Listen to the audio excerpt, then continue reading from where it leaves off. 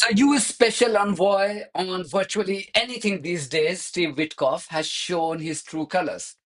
He has come out in the open, literally, in support of Israel. And this shows why he is simply not suited to act as a mediator on the Gaza ceasefire deal. And I'm not even talking about his backstabbing of Hamas during the release of American Israeli soldier Edan Alexander. Remember how Witkoff had promised to start the aid supply in exchange of his release, but reneged after Hamas had freed the Israeli soldier with dual American nationality? So, in the latest development, Hamas has presented their amended ceasefire deal, and Witkoff didn't even waste a second to condemn the Palestinian group. In fact, both Witkoff and Israeli terrorists are reacting exactly in a similar fashion, making it absolutely clear that both are on the same side. This is what Witkoff wrote on Twitter, and I quote, I received the Hamas response to the United States proposal. It is totally unacceptable and only takes us backward. Hamas should accept the framework proposal we put forward as the basis for proximity talks, which we can begin immediately this coming week. That is the only way we can close a 60-day ceasefire deal in the coming days, in which half of the living hostages and half of those who are deceased will come home to their families, and in which we can have at the proximity talks substantive negotiations in good faith to try to reach a permanent ceasefire. End quote.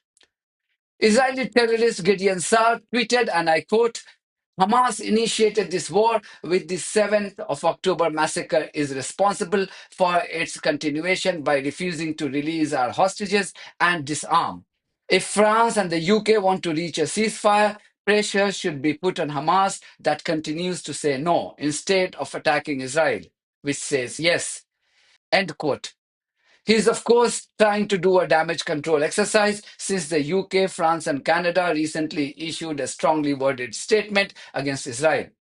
And chances are these countries will buy into the Israeli and American propaganda and blame Hamas for not accepting the ceasefire. But the truth is far from what the Israelis and Witkoff are presenting. This is BBC's Barbara Usher exposing Netanyahu, even though she doesn't realize she's doing this. Says he's basically saying this is the framework on the table. In fact, he had agreed it with Israel before he handed it to Hamas. So he's saying this is the framework on the table. You need to accept it so that we can start the ceasefire right away. We can get the hostages back. And we will then begin those talks towards a permanent end to the conflict, towards an end of the war, because this was one of Hamas's key concerns. It did respond to the proposal by saying, yes, we will accept to give back 28 Israeli hostages, either dead or alive. But we do want guarantees that this temporary ceasefire will lead to a permanent end to the war. And that was not in the proposal, and that is something that Israel has not agreed to. Isn't it telling why Netanyahu doesn't want to commit to a permanent ceasefire? And Witkoff is still backing Israel? Now watch journalist Ryan Glynn of Dropsite News. He exposes the true face of war criminal Netanyahu. You have to watch this clip till end. This is shocking to say the least.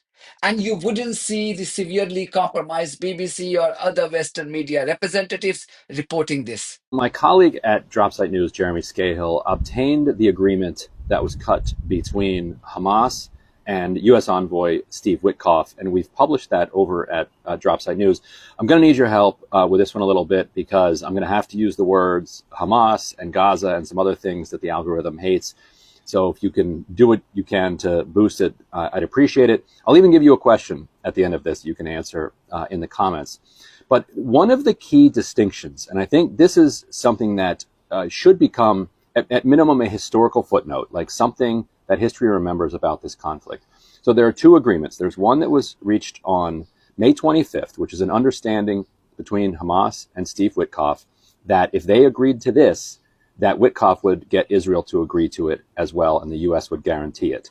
That didn't happen. Israel refused to agree to that one. So Witkoff went back to Israel and came up with new terms that were agreeable to Israel. Now, Some of the differences between these two agreements have been reported on heavily in the press. One of them, for instance, is that the second group of captives would be released 7 days after the agreement rather than 60 days. Hamas obviously doesn't like that because they worry that as soon as the captives are released, Israel would start the war again, so that this would end up being just a 7-day ceasefire. But the key difference that I want to highlight is that in the agreement that Hamas made with Witkoff, they agreed to give up governing power in Gaza and turn it over to a technocratic committee led by independent Palestinians. And that Palestinian technocratic committee would oversee governance and would oversee reconstruction. So that's what Hamas agreed to. In the version that Israel agreed to with Witkoff, that section is stripped out. So think about that. And here's the question for you. Why is it that Hamas, in order to get to long-term peace, would be willing to give up power in Gaza, but Israel, which says that it does not want to end the war, insists on Hamas staying in power in Gaza? Why is that?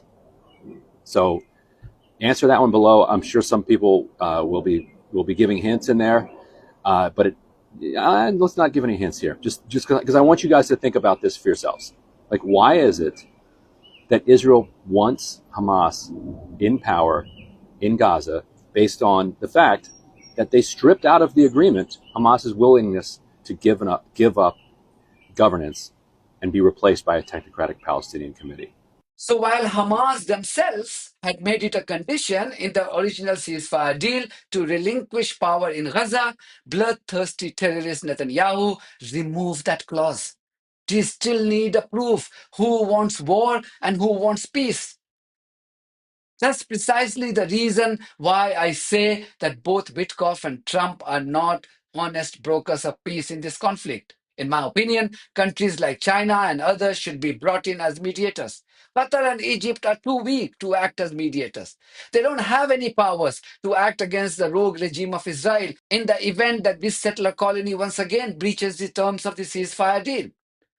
I had plenty of hope from Witkoff in January this year when he bulldozed his way to secure the ceasefire. But he let everybody down when he could not do anything after Netanyahu broke the ceasefire deal in March. He just remained a mute spectator. Worse, he was even backing Netanyahu. That's why I wasn't too excited when he told this to media last week. We'll find out whether that means anything, but we're having good talks. Congratulations. Well, hi everybody. I think that we are on the precipice of sending out a new term sheet that hopefully will be delivered later on today. The President is going to review it, and I have some very good feelings about getting to a long-term resolution, temporary ceasefire, and a long-term resolution, a peaceful resolution of that conflict. Witkoff's subsequent capitulation to Netanyahu just shows that he is just being loyal to Israel, just like Antony Blinken did, or his other gang members such as Matthew Miller and John Kirby. It's foolish to not expect them to be loyal to this settler colony. Hope Trump realizes the damage this Witkoff chap is doing to his carefully curated public image of someone who wants peace. Because Witkoff doesn't want peace in the region. His support for Israel, even in the face of Netanyahu's brazen breach of the first ceasefire deal, has already led to the slaughtering of more than 4,000 people and starvation of 2 million people. That's the reality. How many more people should die before Trump actually realizes that enough is enough?